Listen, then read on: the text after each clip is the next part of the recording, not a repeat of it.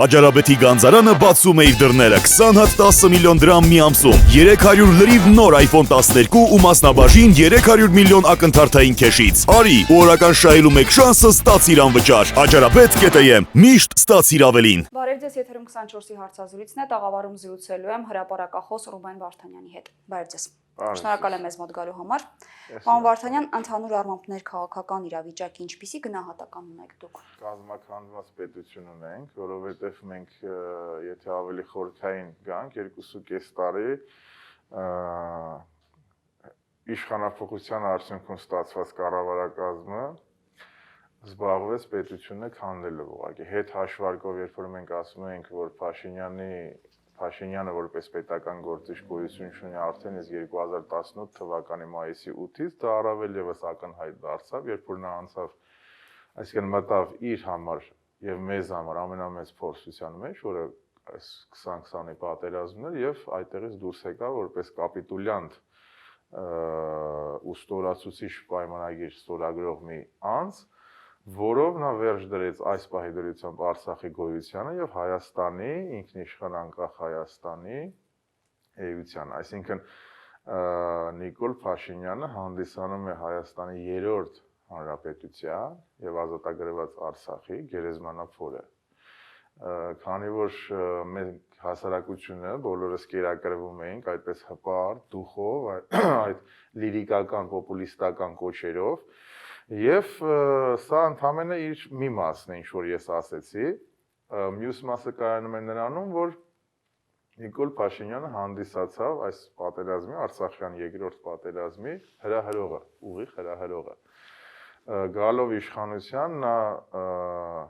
ոչ թե կոպտագույն, այլ հանցավոր սխալներ թույլ տվեց եւ տեսեք, երկու անգամ ինքը տարբեր ժամանակահատվածում, առաջի անգամ երբ եկավ իշխանության, հետո ընթացքում արդեն անցյալ տարիերի կամ այս տարիեր եթե չեմ սխալվում, ասաց, որ կոչով կդիմի Ադրբեջանի ժողովրդին եւ կտապալի այդ կոչի հետևանքով Ալիևի մոտ 30-ամյա Ալիևների կլանը։ Ինքը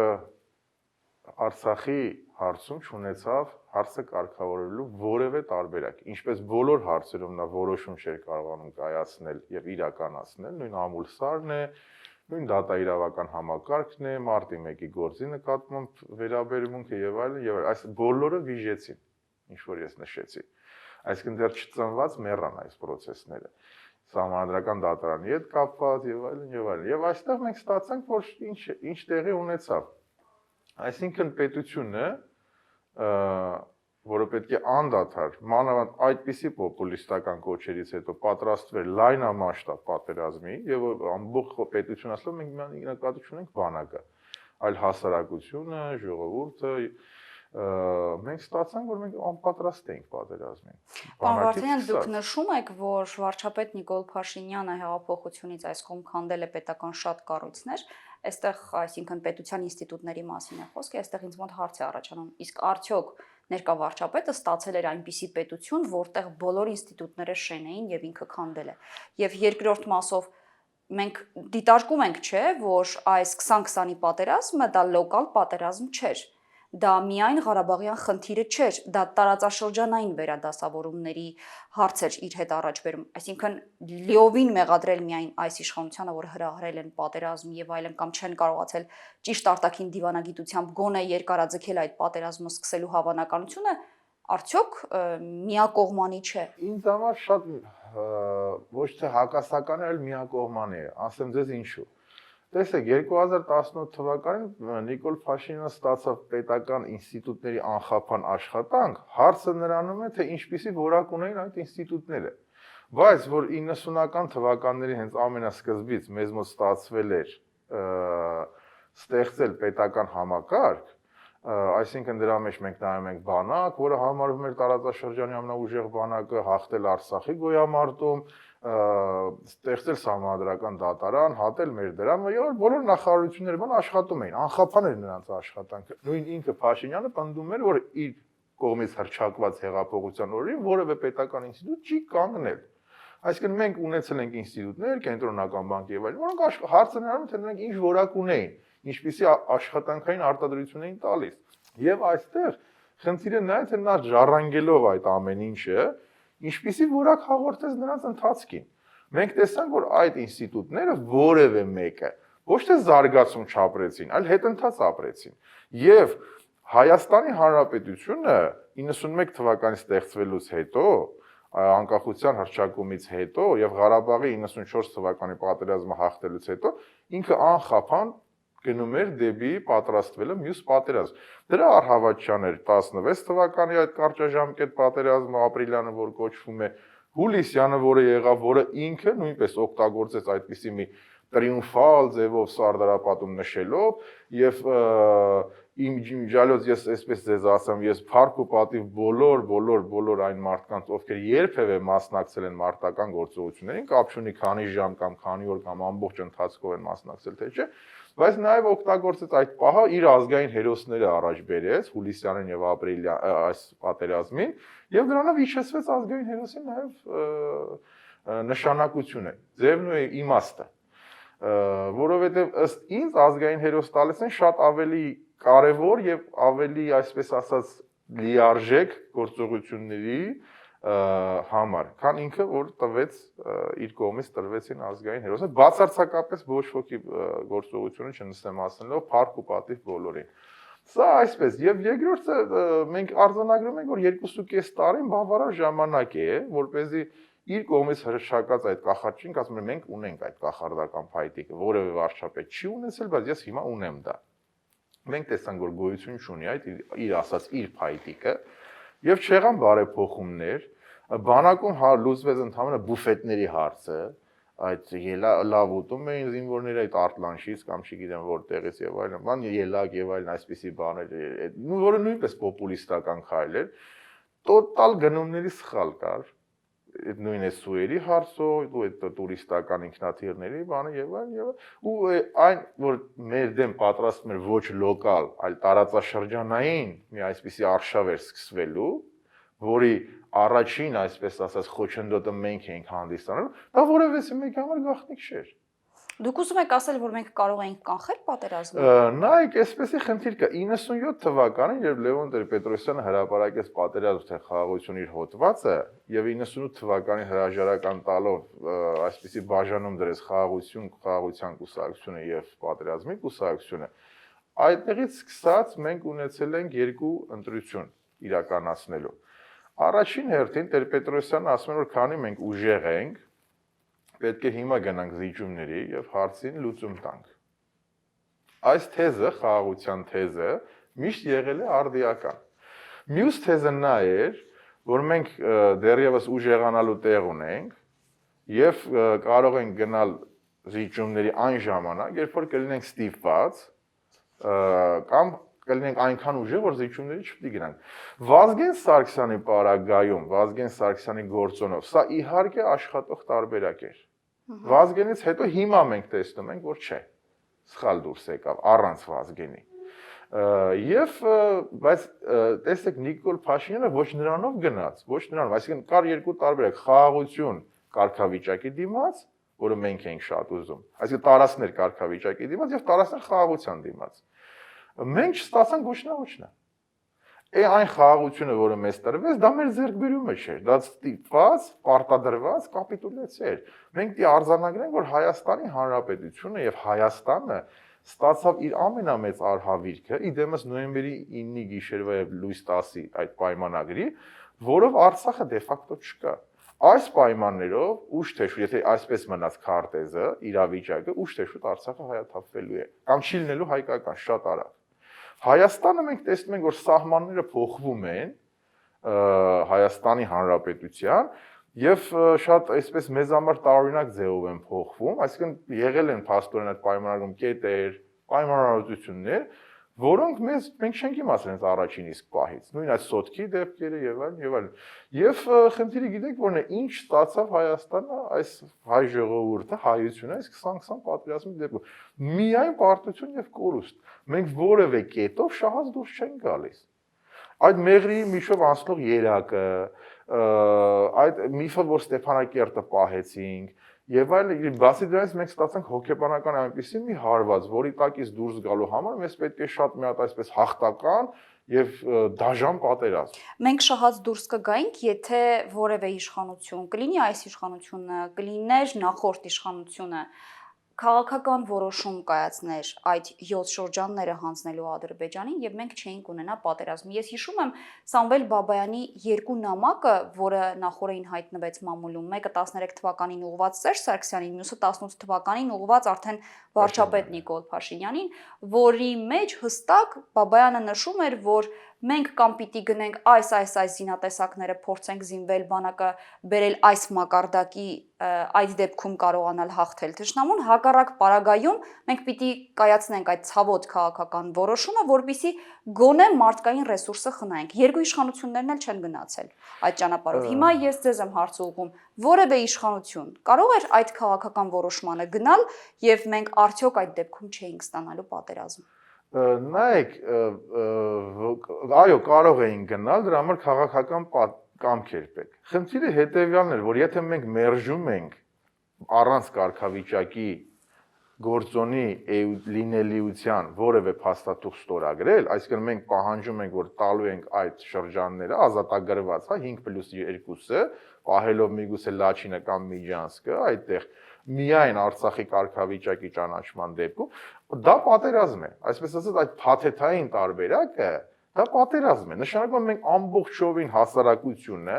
ինչպես օրինակ Իսրայելում է տեղի ունենում, պետք է պատրաստենք պատերազմի, բայց մենք ինչ տեսանք, պատերազմին տեսանք, այսինքն արձանագրենք այսօր, որ ժամկետային զինծառայողը հերոսաբար փայլուն ձևով մարտնչել է, կամավորներից շատերը այսպես ինքնաբուխ կամավորական հոսք եղավ եւ փայլուն մարտնչել են, մենք խոսում ենք այսպես շարքային միջին անձնակազմի մասին, որը դիցաբանական հրաշքներ էին գործում եւ այլն, բայց խնդիրը հետեւյալն է, որ բանակը ռազմամթերքի մակարդակի առումով եւ բանակի ղեկավարությունը իր ստրատեգիական, տակտիկական հաշվարկների ու այսպես ասած մարտավարական առումով տանուլ է տրված մեղմ ասած։ Այսինքն մենք որպես հասարակություն, որպես պետություն եւ որպես բանակ պատերազմը պատրաստ չենք եղել։ Այդ դեպքում եթե մենք չէինք կարող պատրաստվել, մեր ռեսուրսը չէր հերիքում, նշանակում էր պետք է ավելի շուտ գնալ ցավոտ այդ ստորագրմանը, որտեղ մենք չէինք ունենա Արցախի կարգավիճակ, բայց կունենայինք խաղաղապահներ, չէինք կորցնի Հադրութը եւ Շուշին, չէինք տա թշնամուն այդ երակը մեղրիի միջով անցնող եւ այսօր Հայաստանի Հանրապետության սահմանների փոփոխությունը։ Սա է խնդիրը։ Պարզ ասած պետք էր հողերը տալ քաղաքական որոշմամբ, ազատագրված հողերի մասին է խոսքը, որpիսի մենք գոնե թե չստանայինք մարդկային այսքան կորուստներ։ Ազատագրված հողերը բոլոր իշխանությունների օրոք եղել են դա բանակցվել է այսպես թե այնպես Մինսկի խմբի ձևաչափով։ Ահա, այս ժամանակ հիմա տեսեք, օրինակ ռազմավարության ստրատեգիայի հայրերից մեկը, Շինացի Սունցզին, դեռևս մեր թվարկությունից 5-րդ դարում ասում էր, հաղթելու համար դու պետք է իմանաս ինչքան ես դու ուժեղ եւ խորապես ուսումնասիրես քեզ սպառնացող վտանգը։ Մենք տեսնում ենք, որ այս իշխանության օրոք դա բացակայել է։ Եղել է միայն օդ, պոպուլիզմ։ Ես հիշում եմ, ինչպես Նիկոլ Փաշինյանը 2016 թվականին ՊՊԾ գնդի այդ ողբերգական իրադարձությունների ժամանակ երբ փորձում էր հերթական մանիպուլյատիվ քայլերը անել եւ օգտվել իրավիճակից, ինչպես նա անում էր Էլեկտրիկ Երևանում եւ տարբեր միշտ իր որտեղ որ ինքը ինքնուրույն է եղել, ոչ թե ասենք թիմի մեջ, ասեց, որ ես լսել եմ, որ Լևոն Տեր-Պետրոսյանը եւ Սերժ Սարգսյանը եկել են գաղտնի համաձայնության, որպեսզի ստորագրեն Լավրովյան պլանը եւ հանձնեն այդ հողերը, որը դավաճանական կապիտուլյացիա է։ Մինչ օրս, այսինքն դա տեղի չունեցավ, Փաշինյանը դրա համար ոչ, ինչպես որևէ իր սխալի համար, մեղսավոր, այսպես ծանր հանցանք, այսօր արդեն հանցավոր սխալը ոչ ապաշխարել է, ոչ ներողություն է խնդրել, ոչ պատասխանել է։ Մենք տեսանք, որ դա իր ասածը սուտ էր, մեծ սուտ էր, եւ ինքը այդտեղ նշում է, որ Լավրովյան պլանը դա կապիտուլյացիոն պլան է, բայց այսօր ինքը ասում է, որ ես պետք է ստորագրեի այդ Լավրովյան համաձայնագիրը, առաջարկը, պլանը, եւ մենք կլինենք ավելի բարենպաստ իրավիճակում։ Տարբերությունն այնն է, որ այս իշխանությունն ասում է, որ մենք պայքարել ենք եւ չենք հաղթել։ Չէ, տարբերությունը դա է, իրենք դա են ասում։ Խնդիրը որն է, իրենք չեն պայքարել, իրենք պատրաստ չեն եղել պայքարի։ Մենք էլի եմ արձանանք, մենք ունեցել ենք հողի ռազմաճակատում, այսպես ասած, դաշտի վրա կատարող փայլուն անհատական գործողություններ եւ ունեցել ենք ղեկավարման, ռազմաքաղաքական ղեկավարման առաջին իսկ պատերազմից սկսված պահից միանշանակ տապալումներ։ Դա է վկայում եւ Մոսիի գեներալ Մոսիի ասածները Հակոբյանի եւ ասենք այն, որ Օնիկ Գասպարյանը այսօր կծկտուր փորձում է այսպես եւ Փաշինյանին պաշտպանել եւ ինքը իրեն մաքրել, իդեպ Գասպարյան, Օնիկ եւ Տոնոյան Դավիթը Նիկոլ Փաշինյանի հետ այս պարտության գլխավոր դեմքերից նաև գլխավոր դեմքերից են իրենք, այդ երկուսը նախարար եւ ԳՇՊՏ-ը, բայց փաստը մնում է փաստ, որը չի հերքվել մինչ օրս, որ եղել է հետեւյալը, ամիսներ առաջ զգուշացումներ են եղել, նույն ձեր ասած Սամվել Բաբայանի դրվագը, արդեն մեր կողմից ասված Մոսիի ասածը, նույն Օնիկի ասածը, որ պատրաստվում է այս տեսակի պատերազմ, որին մենք չենք կարողանալ դիմագրավել։ Այս դեպքում մտնել պայքարի մեջ, դա նշանակում է կամավոր տանել կռվող ուժը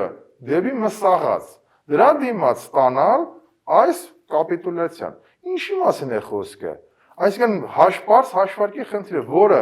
Փաշինյան Նիկոլը որպես պետական գործիչ երբևիցե ունակ չի եղել ինքը հաշվարկ կատարելու։ Ինձ թող նշեն 2.5 տարվա մեջ մեկ հաջողություն արտաքին կամ ներքին քաղաքականության մի խոշոր հաջողության մասին է խոսքը, որը այս իշխանությունը կարող է արձանագրել։ Թող ասեն, որ այսպիսի երևույթ ստեղծեցինք մենք։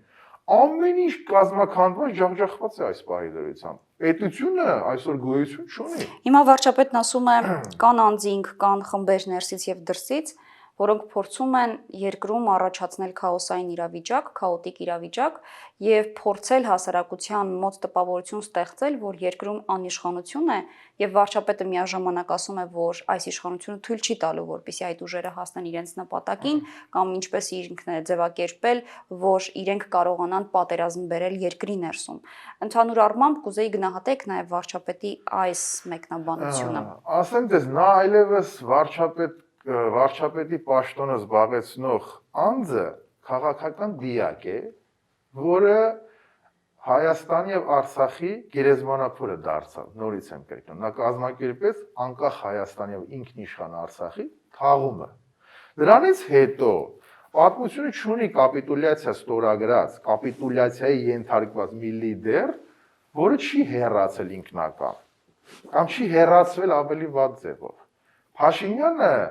ցույց տալով աննախադեպ ցինիզմ նորից կատարում է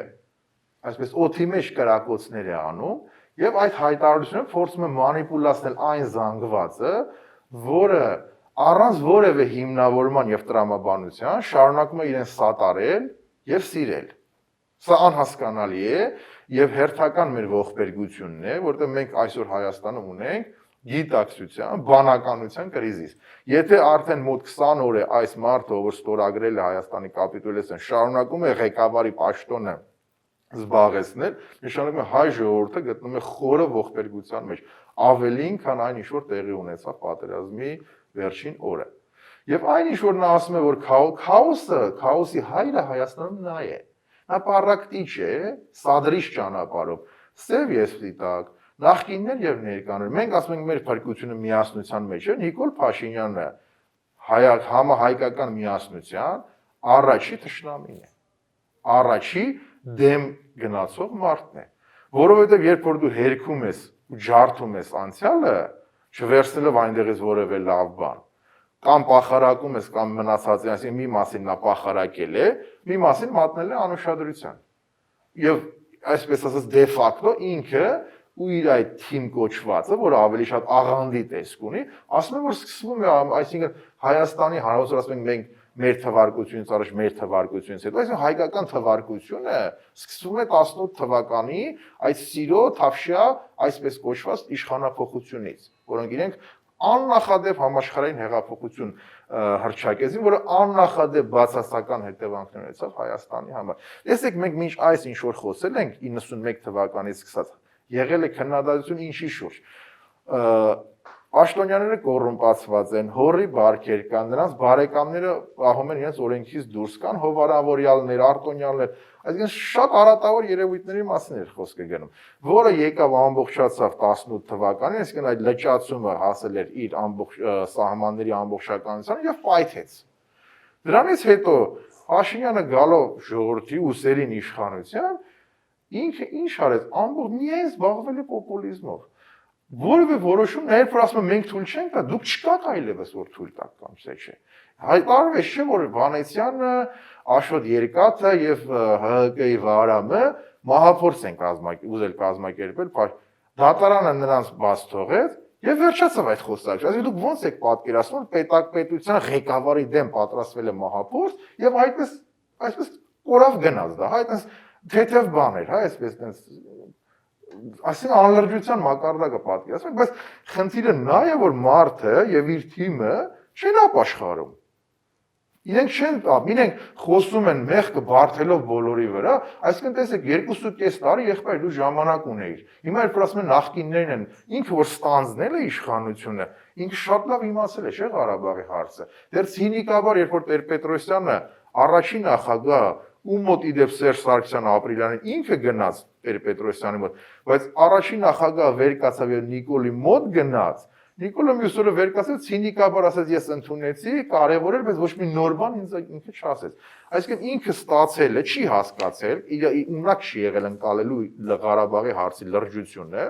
եւ որևէ կոնցեպտ բանաձև Փաշինյանը չի մշակել Ղարաբաղի լուծման հարցում, բայց ինքը ինչ արեց, ասաց Արցախը Հայաստանը եւ վերջ,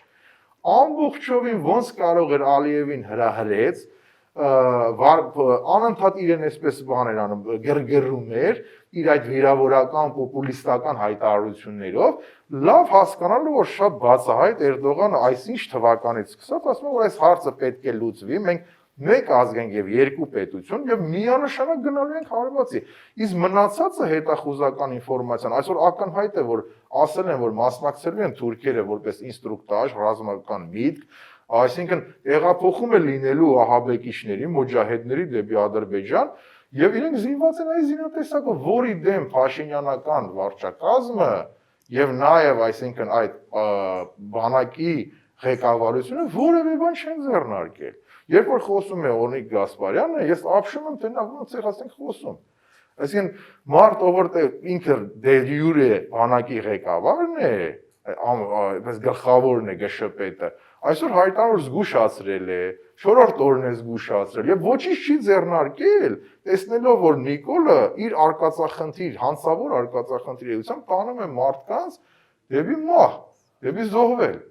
Հայաստանն ու Արցախը տանում է դեպի կորուստ, դեպի կապիտուլյացիա։ Մենք այսօր քանդված ենք, մեր հպարտությունն ու հաղթանակները, մենք ասում ենք հպարտ քաղաքացի, նրանք ջարդեցին հայ հպարտությունը։ Հայ հպարտությունը ինչու՞ն էր կայանում, բանակ ամենաուժեղն է եւ Արցախը մենն է, դա այլևս չկա։ Այլևս չկա, այսօր Հայաստանի Հանրապետության հետ որևէ մեկը չի բանակցելու։ Իր հետ առավել եւս որևէ պետություն չի պետական, այսինքն այլ ղեկավար Արցախի հարցում կամ այլ լուրջ հարցերում գեոպոլիտիկ չեն մտնելու իր այդ բանակցությունների մեջ։ Նա որպես գործոն չկա այլևս, ինչ պիտի նրա այդ բանակցեն։ Կորոշենք խոսեն իրար հետ Ռուսաստանը, Թուրքիան, Ադրբեջանը, Ֆրանսիան, ԱՄՆ-ն եւ այլն, բայց Հայաստանը այստեղ իդեմս Փաշինյանի, քանի նա այս համառորեն շարունակում է խոստանալով մեզ բոլորից տանել դեպի պայծառ ապագա, ես ում հարց տամ, այսինքն լավ, ենթադրենք թե իրենք այնպես է եղել, որը ակնհայտ է, ինչպես այս լույսն է վառում եւ ես ձեզ եմ տեսնում, ակնհայտ է, որ նրանք ստում են, որովհետեւ նրանք եթե միտումնավոր չէ, բայց տարել են պարտության։ Ենթադրենք թե, բայց վերցնենք իրենց ասածն է, ազնվոր են կռվել են, թույլ են եղել, պարտվել են։ Բայց դու ուր եղբայր, դու ուր ես մեզ ուզում տանել, ես դա եմ ուզում հասկանալ։ Մենք Նիկոլ Փաշինյանի հետ ուր ենք գնում դեպի պայծառ ապագա։ Այսինքն լուրջ ենք, այդ լուրջ են ասում իրենք, որ դե մեզ 6 ամսվա ինչ-որ ծրագիր է ներկայացնում, դրանից առաջ 50 տարվա ծրագիր է ներկայացնում։ Սա մի մեծ փուչիկ է, բայց սա կլիներ ընդհանրապես փուչիկ, եթե խոսքը գնար այսպես անմեղ ինչ-որ երևույթների մասին, ասենք որ հայ մարդը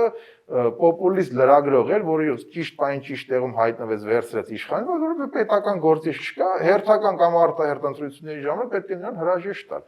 Բայց արդեն խոսքը դրա մասին չի։ Նա ռազմական տրիբունալի է, ոչ միայն նա, ենթակա անձ է, որը շարունակում է Հայաստանում քաոսը ինքն է բերում, ով է այստեղ քաոս բերում։ Ինչի մասին է խոսքը։ Շնորհակալ եմ զրույցի համար։ Ես էլ եմ շնորհակալ։ Զրուցակիցս պատմաբան հրապարակախոս Ռուբեն Վարդանյանն էր։